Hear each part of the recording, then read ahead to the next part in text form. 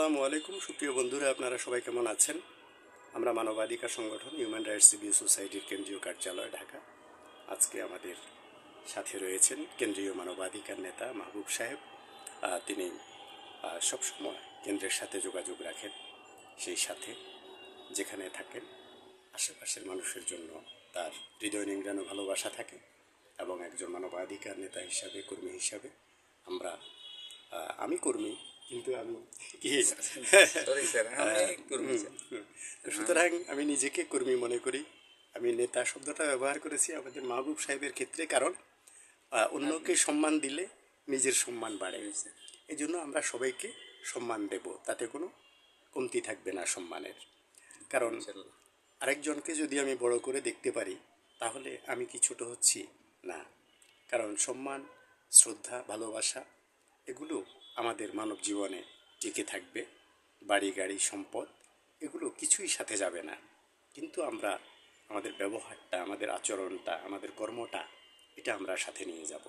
তো সুতরাং আমরা সব ক্ষেত্রে যে আমরা সফল হচ্ছি তা না, আমাদের ব্যর্থতাও আছে। যেখানে আমাদের ব্যর্থতা আছে সেখান থেকে আমরা আবার সেই ব্যর্থতাগুলো শুধরে নিয়ে, সেই ভুলগুলো শুধরে নিয়ে আবার কাজ শুরু করি।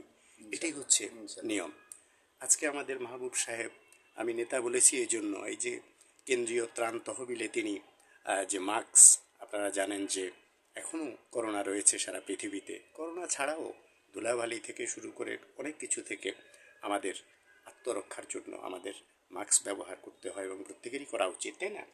সুতরাং আমরা হয়তো ফটো সেশনের ক্ষেত্রে বা আমরা মিডিয়ার ক্ষেত্রে সেগুলো ব্যবহার করি না, কিন্তু দেখা যায় যে এখনও অনেক অফিস আদালত রয়েছে সারা পৃথিবীতে যেখানে মাস্কের ব্যবহার অফিসিয়ালভাবে করতে হয়।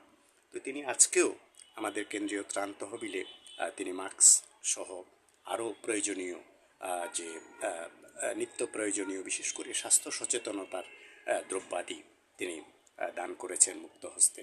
এই যে তাকে তো কেউ বাধ্য করেনি, তিনি মন থেকে, কারণ সারা পৃথিবীতে যারা রয়েছে, সারা বাংলাদেশে যারা রয়েছে তাদের জন্য তিনি চিন্তা করছেন।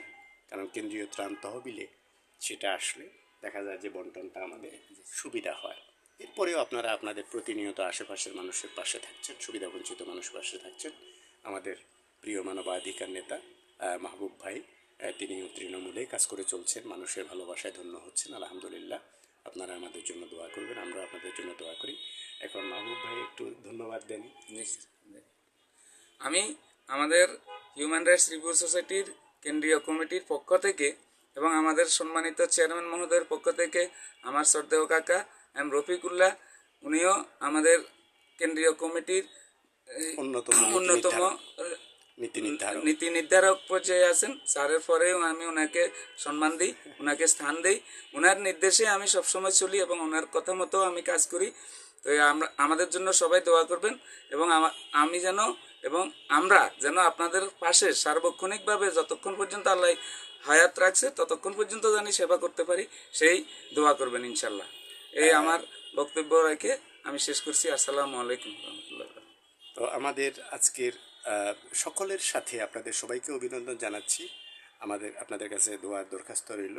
সেই সাথে আমাদের প্রিয় রফিকুল্লাহ ভাই, কেন্দ্রীয় অন্যতম নীতি নির্ধারক, সেই সাথে কেন্দ্রীয় সিনিয়র অতিরিক্ত নির্বাহী পরিচালক এবং সিনিয়র ভাইস চেয়ারম্যান, তাকে আমরা এই অনুষ্ঠানের মাধ্যমে তাকেও আমরা স্মরণ করছি, তার সুস্থতা এবং দীর্ঘায়ু কামনা করছি।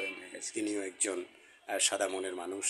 আমরা মিস করতেছি আমাদের প্রিয় রফিকুল্লাহ ভাইকে, যিনি কেন্দ্রীয় মানবাধিকার নেতা, সাদা মনের মানুষ।